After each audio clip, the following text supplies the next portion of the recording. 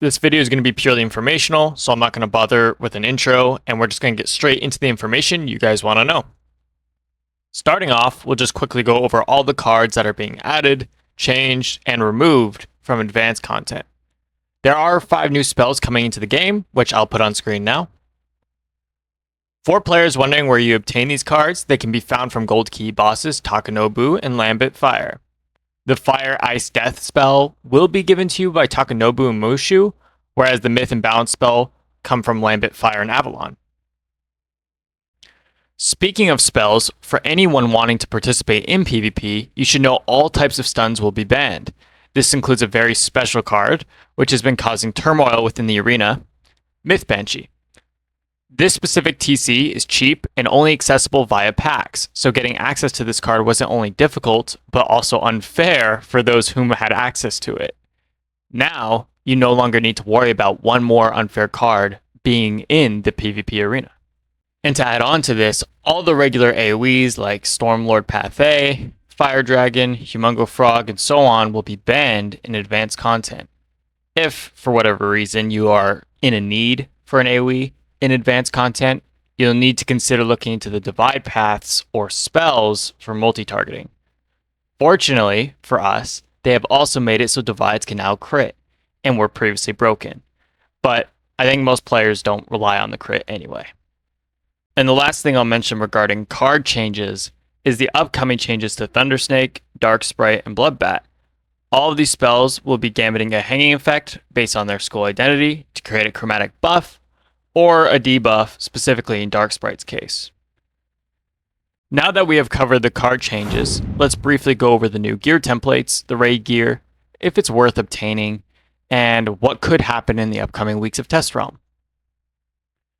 To put it bluntly, none of the upcoming raid gear has meta use in PvP.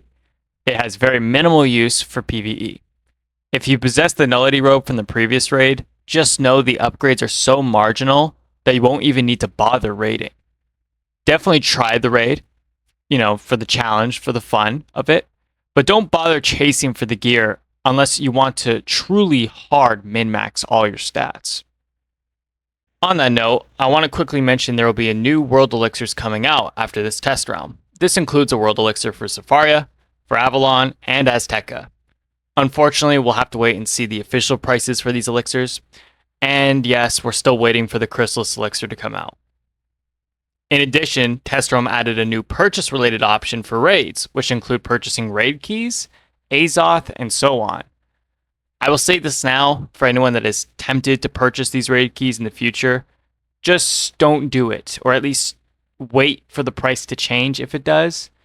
It currently isn't priced in a way to be at your benefit, and it is far better to invest your crowns elsewhere. Again, this is the first week of Test Realm, so this could potentially change in due time. As for changes, if any of you watching are not hardcore players, then I have some fantastic news for you. Teammates no longer will conflict with your Archmastery rating, meaning players can no longer sabotage your ability to get that first round school pip, which means you can pack a school pip hit and not be concerned about, school pip failing or whatever you want to call it. Now, bringing back our focus to gear, many people haven't participated in activities such as PvP because they're concerned about having a fair opportunity at competing. Luckily, one of the free-to-play things players have been given within this test realm is Arc 2 Rematch Duels. These Rematch Duels are similar to the Arc 1 Rematch Duels in that they can be found from the same NPC that exists in the arena. Now, as a player, you may ask, what is the importance of these rematch duels? And to that I say they provide access to an otherwise cash-only template. The Wastelander template, more formally known as the Skyfarer template, is the 170 upgraded version of the set with an added jewel audit that they did not too long ago.